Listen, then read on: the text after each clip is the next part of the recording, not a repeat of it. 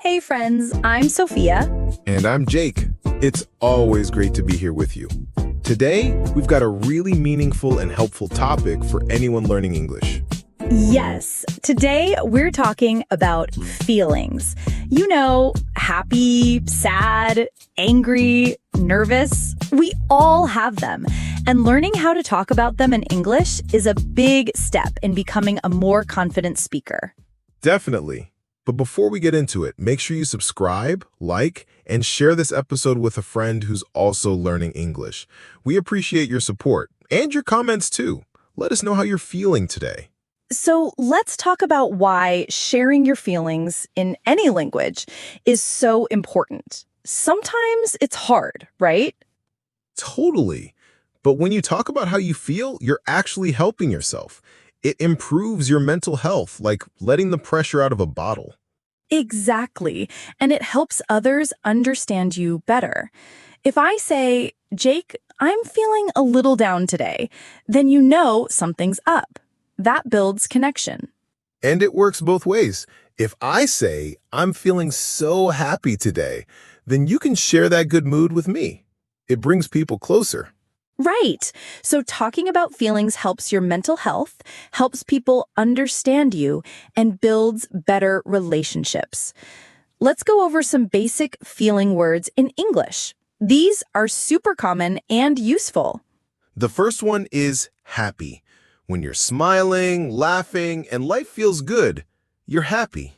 Like now, I'm feeling happy to be here with you all. Same here. Next is sad.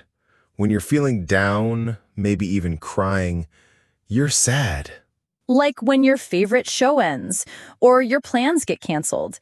That can feel really sad. Then we've got angry.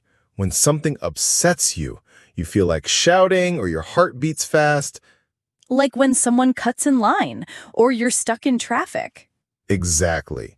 Then there's tired. When you've been working all day or didn't sleep enough, you just want to lie down. Yes, after a long recording session, I always feel a bit tired, but in a good way. Next is excited. When something great is coming soon and you can't wait, like before a trip. Or a birthday party. That feeling of butterflies in your stomach, that's excitement. We also have scared. When something makes you feel fear, like a loud noise or a spooky movie. Or walking in the dark and hearing something behind you. So scary. And how about nervous? When you feel worried, usually before doing something big, like speaking in front of a class. Oh, yes. I was super nervous before our first podcast episode. My hands were cold. Same. Now, let's explain something helpful. The difference between I feel and I am. Yes, you can say I feel happy or I am happy. Both are okay. They mean the same thing. Right. You can also say I feel tired or I am tired. Just use whichever one feels more natural for you. Great. Now let's learn some more specific feeling words. These are great if you want to express yourself more clearly. How about frustrated?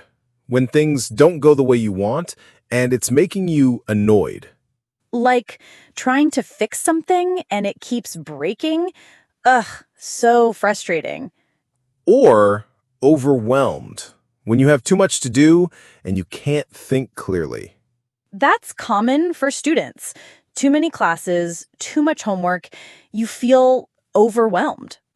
Another one is anxious. This is like nervous, but a little stronger. You're really worried, maybe about something in the future. Like waiting for big news or before an important test. Your stomach feels weird. Your thoughts race. We also have proud, a great feeling when you or someone else does something well. Like finishing a project or seeing your little brother win a prize. You feel proud. And then there's lonely. When you feel alone, even if there are people around you, you just wish you had someone to talk to. We all feel that way sometimes, and it's okay. It's normal. Next is confident. When you believe in yourself and your ability, you feel strong and ready. Like when you know the answer and raise your hand with no fear. That's confidence. And last one for now, disappointed. When something doesn't go the way you hoped and you feel a little sad. Like if your team loses or your friend cancels on you, that's disappointment. Okay, now let's talk about how to show how strong a feeling is. You can say a little sad or very sad or even completely heartbroken. Exactly. Words like a bit, very, really, totally, or extremely help show how big the feeling is. Like, I'm a bit tired is different than I'm completely exhausted. Or I'm slightly nervous versus I'm extremely anxious. Now, let's make things even more fun. Time for some English idioms about feelings. Yes, idioms are expressions that don't mean exactly what the words say, but they're used all the time in conversation. First one, I'm on cloud nine. It means you're extremely happy, like your favorite band just announced a concert. Cloud nine. Next, I'm feeling under the weather. It means you feel sick, but in a gentle way. Maybe a cold or headache. How about he's walking on eggshells? That means someone is being super careful not to upset someone else. Like when someone's in a bad mood and you're trying not to say the wrong thing. You're walking on eggshells. And finally, it broke my heart. It means something made you really, really sad. Like saying goodbye to someone you love. That can break your heart. Idioms can take a bit of time to remember, but they really make your English sound more natural. All right, that's the end of part one. In part two, we'll show you how to ask others about their feelings, how to respond with empathy, and how to use emotional vocabulary in real life. Stick around.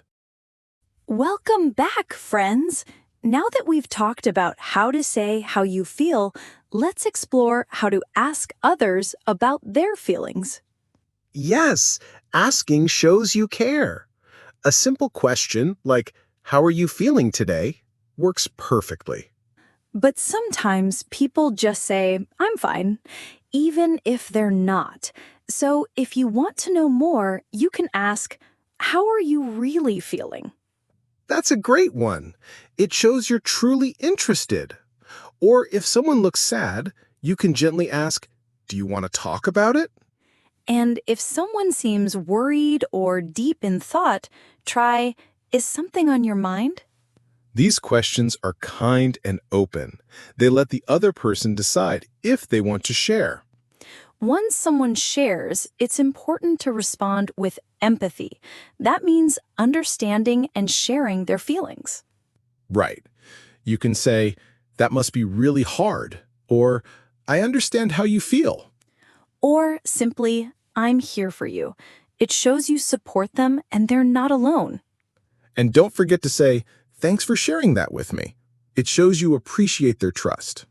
These phrases help build strong friendships and connections. Let's try some real-life examples now.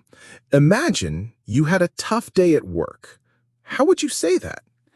I might say, I'm feeling tired and a bit frustrated. The computer was slow and I had too many meetings. Perfect. Or if you felt overwhelmed, you could say, I'm feeling really overwhelmed with all my tasks today. What about excitement, like before a holiday or special event? Easy. You can say, I'm so excited for my vacation next week. I can't wait. And how about sadness, like after a breakup? That's tough. You might say, I'm very sad about the breakup. It really broke my heart. Or if a project didn't go well, I'm disappointed that it didn't work out. Using these words helps you sound natural and express exactly how you feel. Let's talk about feelings at work too. Sometimes it's hard to express stress professionally. Yes, but it's important to take care of your mental health. You can say, I'm feeling burned out. That means you're very tired and stressed, like a candle that's almost burnt out. Or say, I need a mental break. It means you need some time to relax and recharge. These phrases are polite and helpful when talking to managers or coworkers. Let's also think about culture. Different countries talk about feelings in different ways. That's right. Some cultures keep emotions private, while others share openly. In many English-speaking countries, it's good to express your feelings honestly. It builds trust. So, learning English also means learning about how people communicate emotions. Before we finish, here are some tips for improving your emotional vocabulary. Tip 1, keep a feelings journal. Every day, write a sentence like, "Today I feel happy because." Tip 2, practice describing your day with emotions. Instead of, my day was good, say, my day was a bit stressful in the morning, but I felt proud after finishing my work. The more you practice, the easier it gets. Don't be afraid to make mistakes. That's how you learn. Remember, talking about feelings is a journey, in English and in life. Be patient with yourself. We're so proud of all of you for learning and growing with us. Thanks so much for listening to today's episode of the Chill English Channel. Please subscribe, share this podcast with your friends, and hit that like button if you enjoyed it. And we want to hear from you. Leave a comment telling us, how are you feeling today? Or share a time you felt really proud. We can't wait to read your stories. Until next time, take care. Bye-bye. Bye.